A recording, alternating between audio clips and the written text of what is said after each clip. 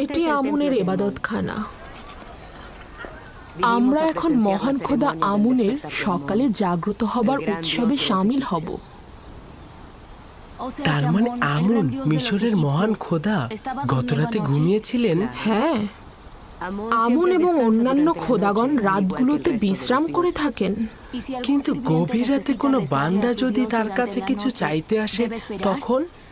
বান্দাগণ আমুন খোদার ন্যায় রজনীগুলোতে বিশ্রাম নেবেন। এবাদতের জন্য খোদাগণ দিবসগুলো নির্ধারণ করেছেন।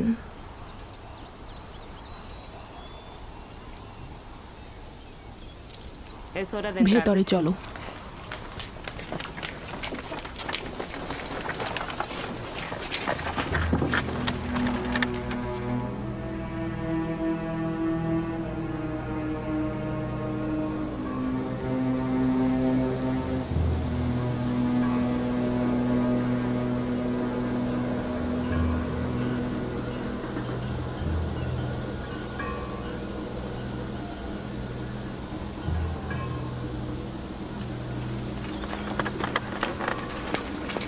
শুধুমাত্র আমুনের অনুসারীরাই ভেতরে প্রবেশ করতে পারবে।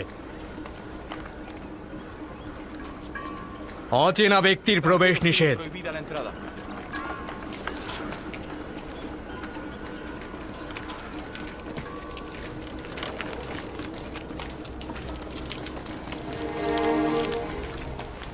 সকল খাদেমগণ পূর্বেই নিজেদেরকে নীল নদে পবিত্র করে নিয়েছেন। তারা একেবারে ইবাদতখানার অভ্যন্তরে প্রবেশ করতে পারেন। খাদেমগণ ব্যতীত কারোই হক নেই ইবাদতখানার একেবারে অভ্যন্তরে প্রবেশ করা।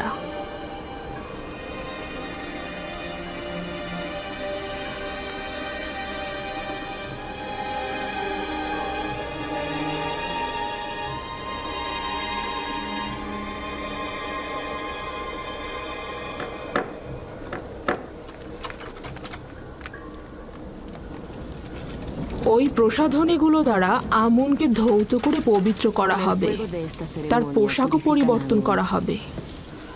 আকর্ষণীয় অলংকার দ্বারা তাকে সজ্জিত করা হবে। তাকে উন্নত সুগন্ধি মাখানো হবে এবং তাকে বান্দাদের ইবাদতের জন্য প্রস্তুত করা হবে। তার মানে কেউ যদি চায় নির্জনে একাকী ইবাদত করবে তাহলে কি সে পারবে না? না, আমুন খোদাকে শুধুমাত্র ইবাদতখানার অভ্যন্তরেই ইবাদত করা হয়ে থাকে।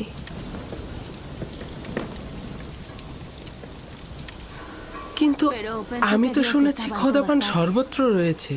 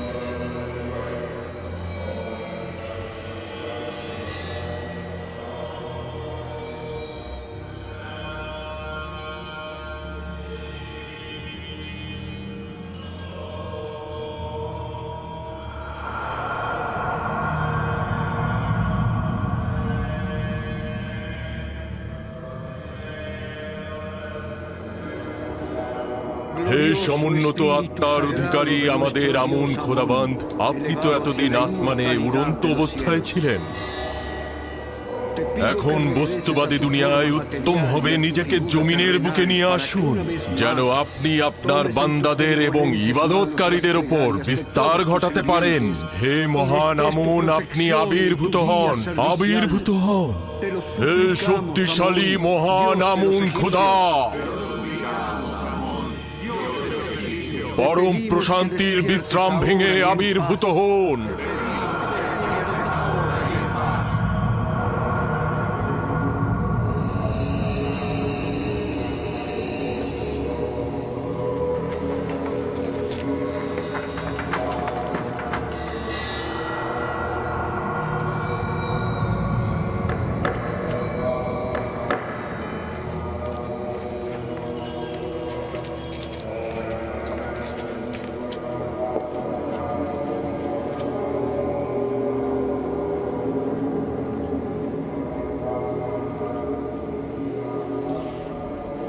হে শক্তিশালী আমুন, আপনার জন্য আমি যে কোরবানিগুলো নিয়ে এসেছি সেগুলো আপনি সাদরে গ্রহণ করুন এবং হাদিয়ার বিনিময়ে আমাদের বরকত দান করুন।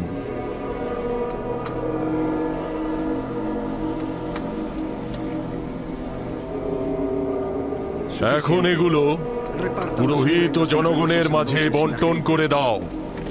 যাও।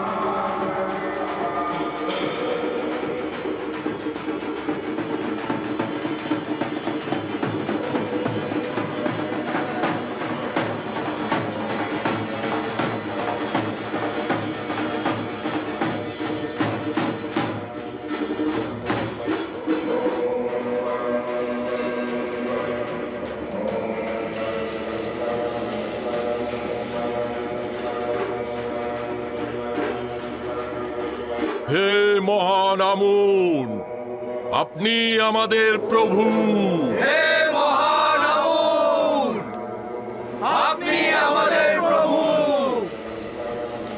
দেখেছো আমুনকে কত সাজানো হয়েছে, তাকে কত সুদর্শন লাগছে।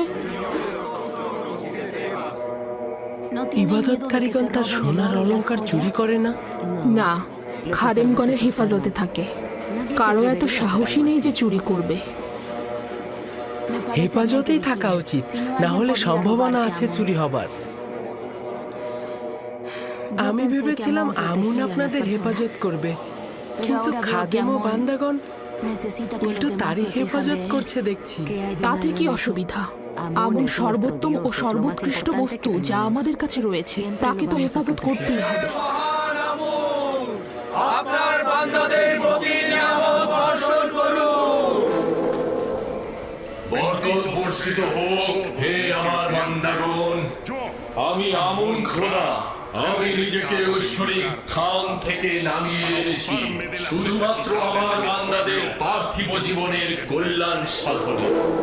আমার ইরাদা তোমাদের নতুন পথের সন্ধান দেবে, জীবনে প্রশান্তি আনবে। আমার সন্তুষ্টি তোমাদের মঙ্গল। আমুন খোদার ইবাদত করো, প্রস্থান করো আর তালাশ করো। আমি সর্বত্র বিরাজমান। আমার ইরাদা তোমাদের কাম্য।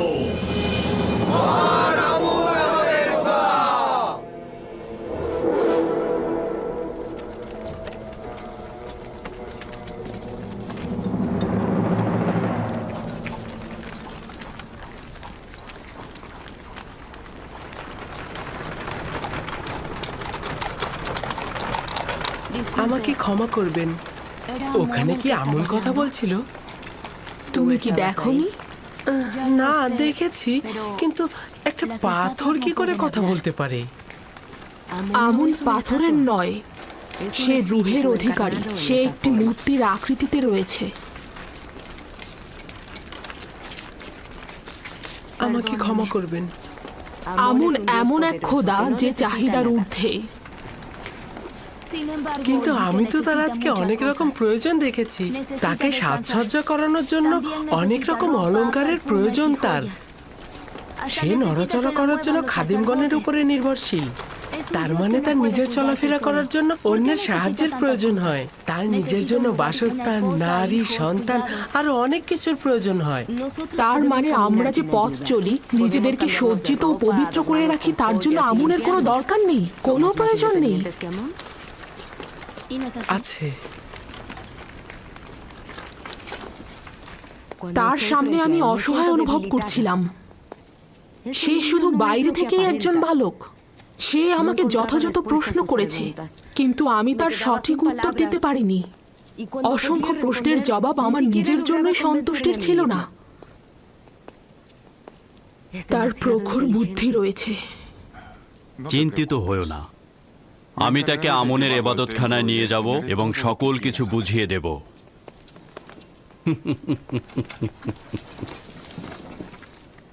আমি নিঃসন্দেহে বলছি, ও আমাকে আমন সম্পর্কে সন্দেহের বেড়াজালে আটকে ফেলেছে। তাহলে বলছো যে শিকারী তার নিজের ফাঁদে নিজেই আটকা পড়েছে? খাবার আসতে কত দূর? এমন খিদে পেয়েছে মনে হচ্ছে যেন একটা গোটা ভেড়া আমি একাই সাবার করে ফেলবো।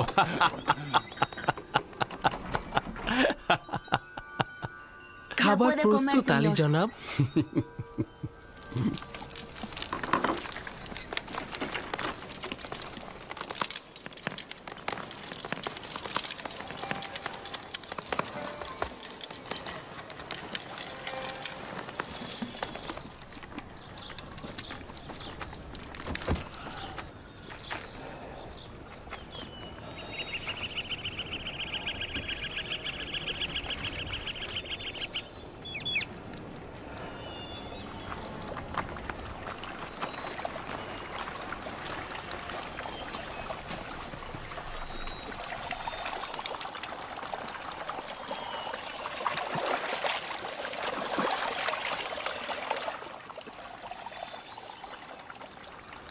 আব্বাজান কুড়ে ঘরটি তৈরি করে ফেলেছেন।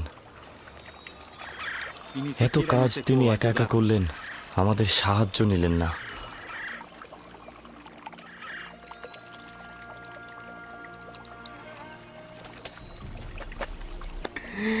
যদি জানতাম সে মারা গেছে তাহলে কিছুদিন বিলাপ করতাম, তারপর ভুলে যেতাম। কিন্তু এখন জানি না সে কোথায় আছে। অবিরাম নিজেকে প্রশ্ন করে যাচ্ছি সে কোথায় আছে, কেমন আছে আমার ইউসুফ। না জানি কোন বালা মুসিবতে আছে, ডাকাতে হাতে পড়েছে না দাস বিক্রেতাদের হাতে পড়ে গোলামি করছে সে এখন। তাকে কি গুনাহ স্পর্শ করেছে? ভর পেটে আছে নাকি ক্ষুধার্ত অবস্থায় আছে? শান্ত হন খোদার নবী, নিজেকে এত কষ্ট দেবেন না। প্রিয় মানুষের মৃত্যু বেদনারও একটা সীমা আছে লিয়া, কিন্তু বিচ্ছেদের বেদনা চিরস্থায়ী, তা সহ্য করা দুঃসাধ্য। আমি সবুর করাকে পেশা হিসাবে নিলাম, তবে আমি অবশ্যই মিলনের আশায় রইব, অবশ্যই রইব।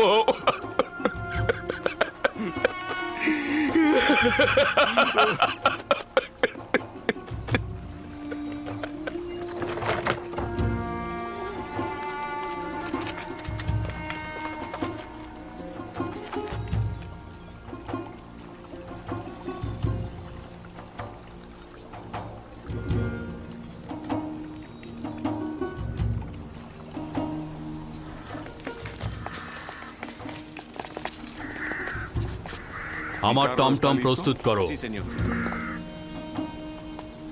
ইউজারশিপকে আপনার সাথে নিয়ে যাওয়া কি উচিত হবে?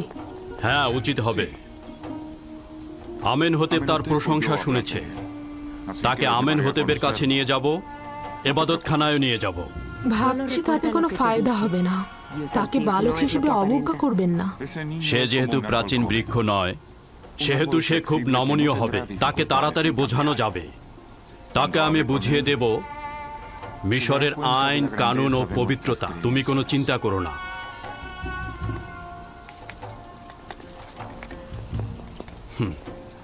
আমাদের ইউজারশিপ কি প্রস্তুত? জি আলী জনাব, আমি আপনার সাথে যাবার জন্য প্রস্তুত।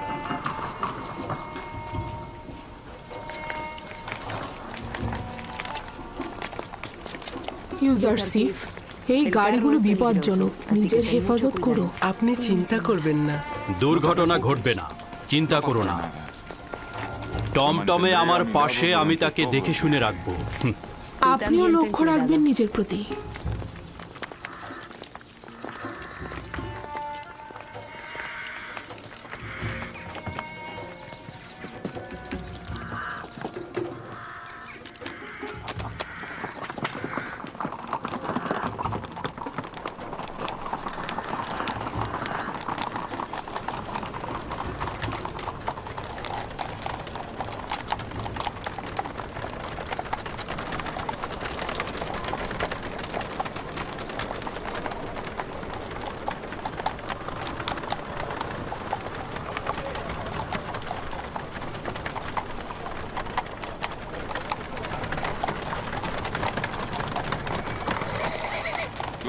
আমুনের নিজের সৈন্যদল মুষ্টিমেয়, কিন্তু তারা গোলযোগ সৃষ্টিতেই ব্যস্ত।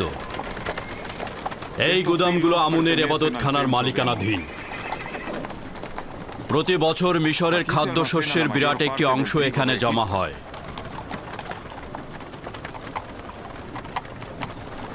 খাদেমগণ এই ভাণ্ডারের মালিক নয়।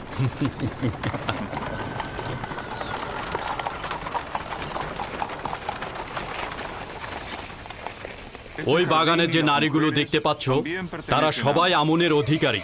নীল নদের তীরে ভেড়ার পাল দেখেছিলাম, সেগুলো কি আমুনের মালিকানাধীন? ওই যেগুলো একটু মোটা তাজা, সেগুলো আমুনকে উৎসর্গ করা হয়।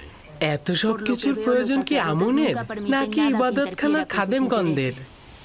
আমার তো মনে হয় আমুনের নাম করে খাদেমগণ এগুলো ভোগ করে থাকে।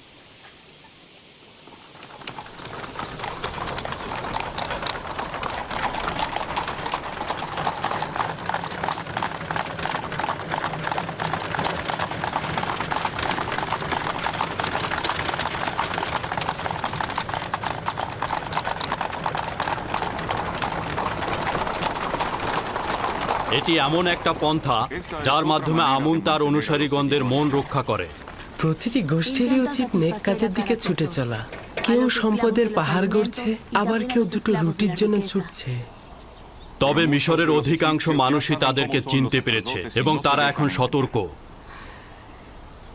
বানু জুলেখা চাচ্ছেন মহান পুতিফার আমাকে মিশরীয় মানুষের মহানুভবতা ও বিশালতার শিক্ষা দেবেন, কিন্তু আমি চাইছি আমুনের অনুসারীদের ভণ্ড ও কুৎসিত আইন সম্পর্কে তোমাকে অবগত করতে।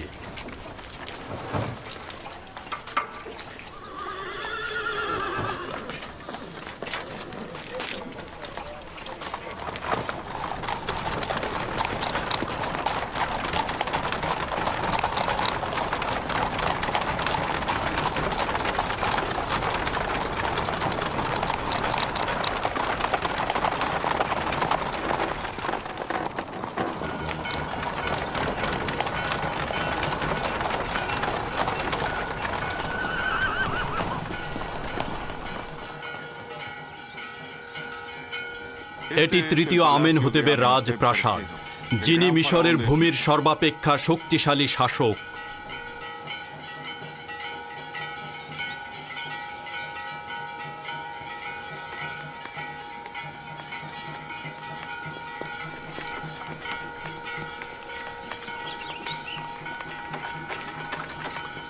এরা কারা? দেখে তো মিশরের মনে হচ্ছে না। এরা বিভিন্ন দেশের রাজ প্রতিনিধি ও রাষ্ট্রদূত সমূহ। এরা বাৎসরিক খাজনা দিতে এসেছেন। খাজনা মানে কি? যেসব দেশ মিশরের হুকুমতের অধীনে রয়েছে তারা তাদের বাৎসরিক লভ্যাংশের একটা অংশ মিশরের হুকুমতকে প্রদান করে। এর মাধ্যমে আমরা তাদেরকে ভিন্ন দেশের হামলা থেকে রক্ষা করি। খাজনা ছাড়া তাদের সাহায্য করা যায় না? যদি এই খাজনা না থাকে তাহলে মিশরের হুকুমতের পক্ষে সম্ভব নয় তার শাসন ব্যবস্থাকে অব্যাহত রাখা। বুঝতে পারলে তো?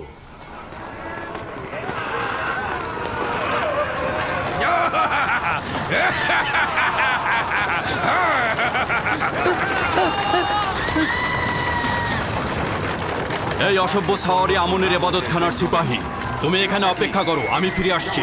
রওনা হও।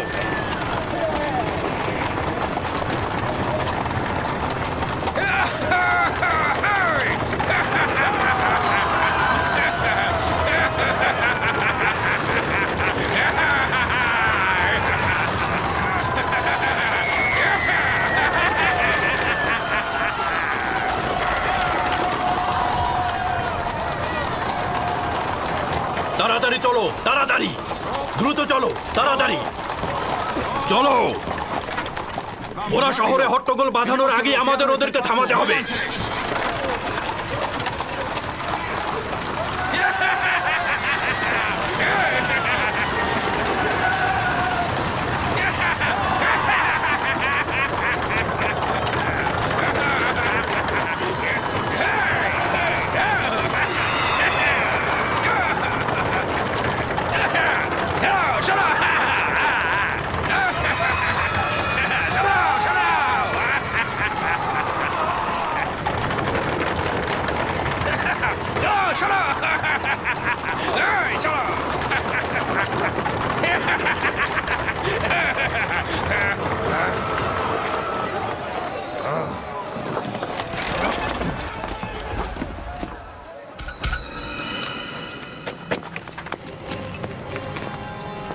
কি ব্যাপার? আমার পথ আটকে দাঁড়ালেন কেন? জলদি আমার পথ থেকে সরে দাঁড়ান।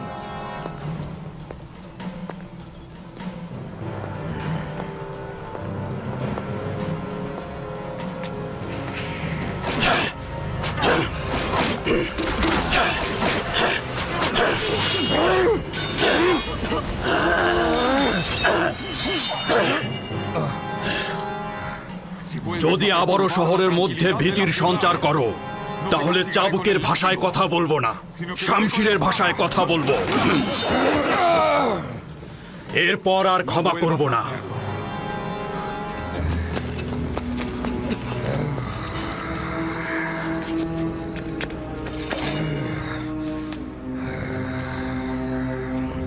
আমুনের মন্দিরে এই অবজ্ঞার জবাব দিতে হবে তোমাকে। অজ্ঞামোহরকে বলে দেবে তার কোনো সিপাহী যেন আর লাগামহীনভাবে চলাফেরা না করে, নইলে অনেক কঠিন শাস্তি দেবে এই পুতিফার।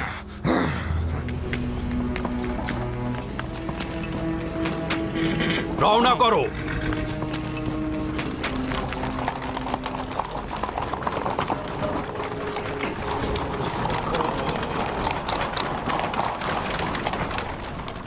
আমুনের সিপাহীগণের অধ্যত্বপূর্ণ আচরণ অবশ্যই শাস্তিযোগ্য। তারা অসম্ভব বেপরোয়া হয়ে গিয়েছে। আমি কি আপনার মতো সাহসী পালোয়ান ও শক্তিশালী হতে পারবো? অবশ্যই পারবে। যদি আগ্রহী হও তাহলে রুদামুনের কাছে যাও, অনুশীলন করো, যুদ্ধের কৌশল জানো। তোমার জন্য এগুলি খুবই জরুরি।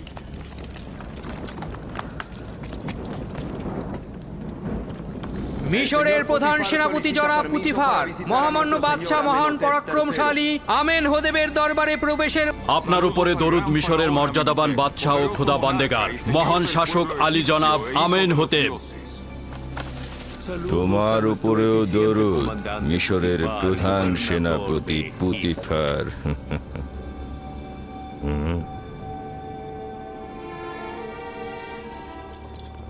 পুতিফার, বলুন মহামান্য বাদশাহ।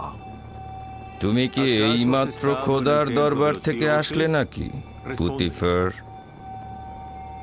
আমার খোদা বান্দেগার জনাব আমেন হোতেব ব্যতীত কোনো দরবারের পথ আমার জানা নেই। সম্ভবত খোদা তাআলা নিজ হাতেই বালকটিকে তৈরি করেছে। এত সুন্দর বালক কখনো দেখিনি। এই উপহার কোথায় পেলে? আমার নতুন সহচর, আমি তাকে খরিদ করেছি।